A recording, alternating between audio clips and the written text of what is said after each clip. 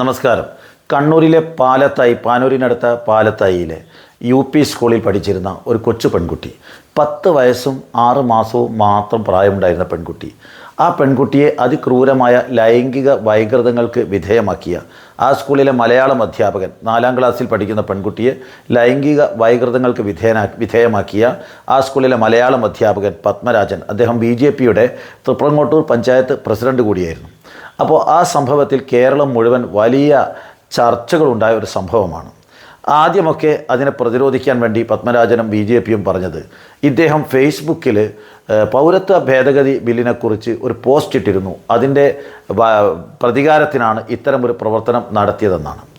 ആ ജഡ്ജിയുടെ, വിചാരണ കോടതി ജഡ്ജി ജലജ റാണിയുടെ വിധിയിൽ, പോക്സോ കോടതി ജഡ്ജി, തലശ്ശേരി പോക്സോ കോടതിയിലെ ജഡ്ജിയായ ജലജ റാണിയുടെ ആ വലിയ വിധിയിൽ 151 പേജുള്ള വിധി ഞാൻ ഇന്ന് രാവിലെ മുതൽ അതൊന്ന് വായിച്ചു നോക്കിയായിരുന്നു.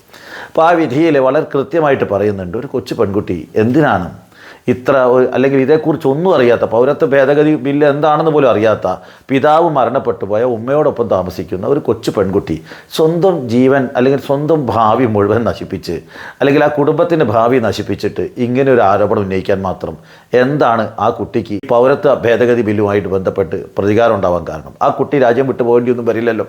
അപ്പോൾ വെറുതെ കരുതി കൂട്ടി കൗണ്ടറായിട്ട് അല്ലെങ്കിൽ ഇതിനെ പ്രതിരോധിക്കാൻ വേണ്ടി പലതരത്തിലുള്ള പ്രചരണങ്ങൾ നമ്മുടെ നാട്ടിലുണ്ടായിരുന്നു. ഏതായാലും കഴിഞ്ഞ ഗവൺമെൻറ്റിൻ്റെ കാലത്ത് ഈ കേസ് വളരെ ഗൗരവമായി ഒരു അസിസ്റ്റൻറ്റ് കമ്മീഷണർ, അതേപോലെ തന്നെ IPSകാരനായ ജില്ലാ പോലീസ് സൂപ്രണ്ടിൻ്റെ മേൽനോട്ടത്തിൽ വളരെ കൃത്യമായ അന്വേഷണം, കോടതിയുടെ പ്രത്യേക പ്രശംസ പിടിച്ചു പറ്റുന്ന രൂപത്തിലുള്ള അന്വേഷണം നടത്തി. അങ്ങനെ ആ കേസിൽ പ്രതിയായ പാലത്തായി UP സ്കൂളിലെ അധ്യാപകനായ പത്മരാജൻ പപ്പൻ മാഷക്ക് ജീവപര്യന്തം തടവ് ആ കോടതി വിധിയിലൂടെ ലഭിക്കുകയുണ്ടായി. ഇപ്പോൾ ഏറ്റവും അവസാനമായിക്കൊണ്ട് ആ പത്മരാജന് കോടതിയിൽ നിന്ന് ജാമ്യം ലഭിച്ചിരിക്കുന്നു.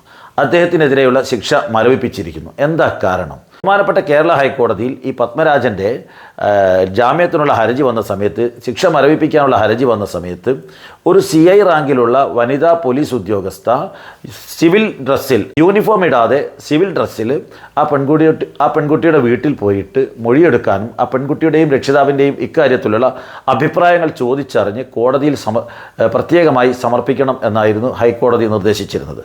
ഏതായാലും ഇക്കാര്യത്തിൽ പ്രോസിക്യൂഷൻ്റെ ഭാഗത്ത് വലിയ പരാജയം സംഭവിച്ചിരിക്കുന്നു. നേരത്തെ ഈ കേസിൻ്റെ പ്രാധാന്യമനുസരിച്ച് additional director general of prosecution കേസുകളിൽ ഹാജരായിക്കൊണ്ടാണ് ഈ കേസിന് പെൺകുട്ടിക്ക് നീതി ഉറപ്പാക്കുന്ന രൂപത്തിൽ കഴിഞ്ഞ സർക്കാർ എല്ലാം ഉറപ്പുവരുത്തിയത്. പക്ഷേ ഇത്തവണ ഹൈക്കോടതിയിൽ ഹാജരായത് ഒരു സെറീന ജോർജ് എന്ന് പറയുന്ന ഒരു അഭിഭാഷകയാണ്. ആരെയും കുറച്ച് കാണുകയല്ല, പക്ഷേ അവർ കോൺഗ്രസ് പ്രവർത്തകയാണ്. കഴിഞ്ഞ കോർപ്പറേഷൻ തെരഞ്ഞെടുപ്പിൽ കൊച്ചിയിൽ നിന്നും മത്സരിച്ച് പരാജയപ്പെട്ട ഒരു കോൺഗ്രസ് പ്രവർത്തകയാണ്. അപ്പോൾ അവരാണ് ഇത്തവണ ഹൈക്കോടതിയിൽ ഹാജരായത്. അപ്പോൾ ഹൈക്കോടതിയിൽ സ്വാഭാവികമായിട്ട് പെൺകുട്ടിയുടെ വീട്ടിൽ സാധാരണ വേഷത്തിൽ ആ വീട്ടിൽ പോയിട്ട് അമ്മയുടെയും കുട്ടിയുടെയും മൊഴി വാങ്ങി അല്ലെങ്കിൽ അവരുടെ അഭിപ്രായം ചോദിച്ചറിഞ്ഞ് ഹൈക്കോടതിയിൽ ഗൗരവമായി ആ റിപ്പോർട്ട് കൊടുക്കാൻ ചുമതലപ്പെട്ട ആളുകൾ ആ വിവരം പോലും പെൺകുട്ടിയുടെ അല്ലെങ്കിൽ പാനൂർ പോലീസ് സ്റ്റേഷനിൽ കൃത്യമായിട്ട് എത്തിക്കാനോ അല്ലെങ്കിൽ ആ മൊഴി ഹൈക്കോടതിയിൽ എത്തിക്കുകയോ ചെയ്യാതെ ഈ പപ്പൻ മാഷ് ജാമ്യം വാങ്ങി പുറത്തിറങ്ങുന്ന രൂപത്തിലേക്ക് വലിയ ഒത്തുകളിയാണ് ഇക്കാര്യത്തിൽ സംഭവിച്ചത്. ഞാൻ ഇന്ന് ആ വിധി വായിക്കുകയായിരുന്നു. പലരും പറഞ്ഞു ഇത് വ്യാജകമായ കഥയാണ്, സംഭവിക്കാത്തതാണെന്ന്. പക്ഷേ ആ വിധി വായിച്ച് നോക്കുമ്പോൾ എനിക്ക് വളരെ വ്യക്തത വരികയാണ്. ഞാനിന്ന് ആ 140 പേജോളം വരുന്ന വിധിന്യായം ഏകദേശം വായിച്ചു തീർത്തു. അപ്പോൾ എന്നെ സംബന്ധിച്ചിടത്തോളം ഞാൻ പ്രതി നിരപരാധിയാണെങ്കിൽ അദ്ദേഹത്തിന് നീതി ലഭിക്കണം എന്നുള്ള അഭിപ്രായക്കാരനാണ്. പക്ഷെ അത് വായിച്ചു നോക്കുന്ന സമയത്ത് ക്രൂരമായ ലൈംഗിക വൈകൃതങ്ങൾക്ക് വിധേയമാവാതെ ഒരു 10 വയസ്സുള്ള പെൺകുട്ടിക്ക് എങ്ങനെയാണ് ഇത്തരത്തിൽ ഒരു മൊഴി കൊടുക്കാൻ സാധിക്കുക എന്ന് എത്ര ചിന്തിച്ചിട്ടും മനസ്സിലാവുന്നില്ല. ആ പെൺകുട്ടി സത്യമല്ലാതെ പറയാൻ കഴിയില്ല. നിങ്ങൾക്ക് ആർക്ക് വായിച്ചു നോക്കിയാലും അതിന് മലയാള തർജ്ജമ എവിടെയെങ്കിലും ലഭ്യമാണെങ്കിൽ എല്ലാവർക്കും വായിക്കാം. ഒരു പെൺകുട്ടിക്ക് 10 വയസ്സ് പ്രായമുള്ള 4ാം ക്ലാസ്സിൽ പഠിക്കുന്ന പെൺകുട്ടി സ്വന്തം അധ്യാപകൻ ഇത്തരത്തിൽ ലൈംഗിക വൈകൃതത്തിന് ബാത്റൂമിൽ വെച്ചുകൊണ്ട് വിധേയയാക്കി എന്ന് പറയുമ്പോൾ അത് അത്തരം സംഭവങ്ങളില്ലാതെ ഇത്രയും വിശദമായി ഒരു പെൺകുട്ടിക്കും പറയാൻ സാധിക്കില്ല. പ്രത്യേകിച്ച് ഒരമ്മയോടൊപ്പം ഒറ്റയ്ക്ക് താമസിക്കുന്ന, പിതാവില്ലാത്തൊരു പെൺകുട്ടിക്ക് എല്ലാം നഷ്ടപ്പെട്ടു പോകുമെന്ന് അറിയാവുന്ന കുടുംബം, അവരെല്ലാവരും ഒറ്റക്കെട്ടായി കൂടെ നിന്നുകൊണ്ട് ഇത്തരത്തിലുള്ള ഒരു കേസുമായി മുന്നോട്ട് വരില്ല എന്നുള്ളത് 100% ഉറപ്പാണ്. അതുകൊണ്ട് തന്നെ ഈ സംഭവത്തിൽ സംശയിക്കാനൊന്നുമില്ല. വളരെ ക്രൂരമായ ലൈംഗിക പീഡനത്തിന് പെൺകുട്ടി വിധേയായിരിക്കുന്നു. തന്നെയുമല്ല, പല ഘട്ടങ്ങളിലുള്ള ചോദ്യം ചെയ്യൽ നമ്മുടെ നിയമ സംവിധാനത്തിൻ്റെ വലിയൊരു ന്യൂനത സുപ്രീം കോടതി പ്രത്യേകം പറഞ്ഞിട്ടുണ്ട്. 10 വയസ്സ് ഈ 12 വയസ്സ് താഴെയുള്ള പെൺകുട്ടികളുടെ ഇത്തരം പീഡന കേസുകളിൽ ഒരൊറ്റ തവണത്തെ മൊഴിയെടുത്ത് അതിൽ ഉറച്ചു നിൽക്കണം, രണ്ടാമതൊരു മൊഴിക്ക് പോകരുതെന്നാണ്. ഇവിടെ പലതവണ പല മൊഴിയെടുത്തു എന്നാണ് ഇയാളുടെ ഒരു ആരോപണം. അതൊന്നും നിലനിൽക്കില്ല. കോടതി തന്നെ പറഞ്ഞു ആദ്യത്തെ പ്രധാനപ്പെട്ട മൊഴിയാണ് നിലനിൽക്കുക. ആ മൊഴി പ്രകാരം തന്നെ ഇദ്ദേഹം കുറ്റവാളിയാണെന്ന് ബഹുമാനപ്പെട്ട കോടതി കണ്ടെത്തുകയും മനസ്സിലാക്കുകയും ബോധ്യപ്പെടുകയും ചെയ്തു. ഒരു വനിതയായ ജഡ്ജിക്ക് ഇതൊക്കെ കൃത്യമായിട്ട് ഓരോന്നും അവരെടുത്ത് ഇഴകീറി പരിശോധിച്ച് കാര്യങ്ങൾ ബോധ്യപ്പെട്ടിരിക്കുന്നു. അങ്ങനെ കൃത്യമായി മനസ്സിലാക്കിയിട്ടാണ് ഇദ്ദേഹത്തിന് 20 വർഷത്തെ തടവ് ശിക്ഷ അതോടൊപ്പം തന്നെ ജീവപര്യന്തമൊക്കെ കൊടുത്തിരിക്കുന്നത്. അപ്പോൾ അത് ഇപ്പോൾ ഹൈക്കോടതിയിൽ നിന്ന് തള്ളിപ്പോകുന്ന സമയത്ത് ബഹുമാനപ്പെട്ട ഗവൺമെൻറ് അവിടെ ഹാജരാക്കിയ പബ്ലിക് പ്രോസിക്യൂട്ടർ അവർ ഈ വിചാരണ കോടതിയിലെ പോക്സോ കോടതിയിലെ ജഡ്ജിയായ ജലജ റാണിയുടെ ആ വിധിന്യായം ഒന്ന് വായിച്ചു നോക്കി അവിടെ ഹാജരായിരുന്നുവെങ്കിൽ ഇത്തരത്തിലുള്ള ഒരു വിധി വരില്ലായിരുന്നു. ആ വിധിന്യായം ഒന്ന് കാണിച്ചു കൊടുത്ത് അതിലെ പ്രധാനപ്പെട്ട ഭാഗങ്ങൾ, അതിൻ്റെ 41-ാമത്തെ ഖണ്ഡിക, 51, 52 ഖണ്ഡിക, ഇതൊക്കെ ഒന്ന് വായിച്ച് കൃത്യമായിട്ട് കോടതിയിൽ അവതരിപ്പിച്ചിരുന്നെങ്കിൽ ആ തരത്തിലുള്ള ഒരു വിധിയും ഈ മാഷ് പുറത്തിറങ്ങുന്ന ഒരു സാഹചര്യവും വരില്ലായിരുന്നു. അതുകൊണ്ട് ഇത് വളരെ ഗുരുതരമായ കൃത്യവിലോപമാണ് ഗവൺമെൻറ്റിൻ്റെ ഭാഗത്തുനിന്നുണ്ടായത്.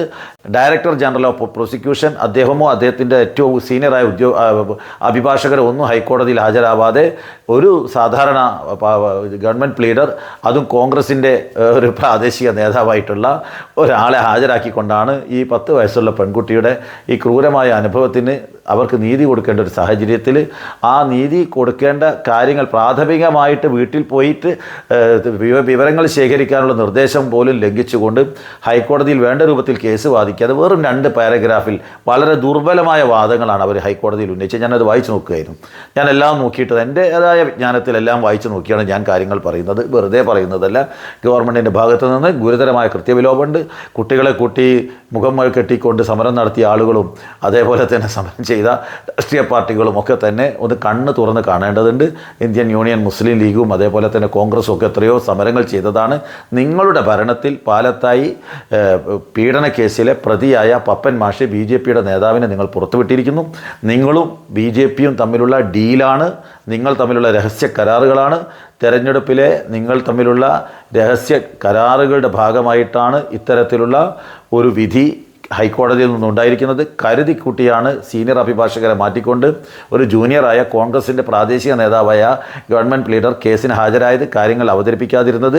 അതേപോലെ ഹൈക്കോടതിയിൽ നിന്ന് പാനൂർ പോലീസ് സ്റ്റേഷനിലേക്കും അതേപോലെ തന്നെ അവിടുത്തെ സർക്കിൾ ഇൻസ്പെക്ടർക്ക്, വനിതാ സർക്കിൾ ഇൻസ്പെക്ടർ സാധാരണ വേഷത്തിൽ വീട്ടിൽ പോയിട്ട് റിപ്പോർട്ട് കൊടുക്കാൻ പറഞ്ഞിട്ട് അത് മറികടന്നുകൊണ്ട് ഈ പ്രതിക്ക് അനുകൂലമായ സാഹചര്യം ഒരുക്കി കൊടുത്തതിന് ധാർമ്മികമായ ഉത്തരവാദിത്വം കേരള സർക്കാരിന് തന്നെയാണ്. ഇക്കാര്യത്തിൽ ഗൗരവമായ നടപടിയാണ് ഉണ്ടാവേണ്ടത്. ഏതായാലും നാളെ കണ്ണുകെട്ടിയുള്ള സമരങ്ങളോ അല്ലെങ്കിൽ അത്തരത്തിലുള്ള പ്രശ്നങ്ങളൊന്നും ഉണ്ടാവില്ല. കാരണം ഭരണം നിങ്ങളുടെ കയ്യിലാണ്. ഒന്നും മിണ്ടില്ല എന്നറിയാം. ആർക്കും ഒരു പരിഭവവുമില്ല. നടന്ന വിവരം അറിഞ്ഞതുപോലും ഇല്ല എന്ന് തോന്നുന്നു. ഏതായാലും ഇതൊക്കെ വളരെ മോശമാണ്. പ്രതികരിക്കണം. ഇത്തരത്തിലുള്ള സംഭവങ്ങൾ കേരളത്തിൽ നടക്കുന്നു എന്ന് പറയുന്നത് നമ്മെ സംബന്ധിച്ചിടത്തോളം ലജ്ജാകരമാണ്. ഒരു പെൺകുട്ടിക്ക്, ഒരു 10 വയസ്സുള്ള പെൺകുട്ടി ക്രൂരമായ പീഡനത്തിന് വിധേയയായിട്ട് ആ പെൺകുട്ടിക്ക് നീതി കൊടുക്കാൻ കഴിയാത്തൊരു സമൂഹം കേരളത്തിലുണ്ട് എന്ന് പറയുമ്പോൾ അത് ഏത് ഭരണമായാലും വളരെ മോശമാണ്, ലജ്ജാകരമാണ്, നാണക്കേടാണ്. നന്ദി, നമസ്കാരം.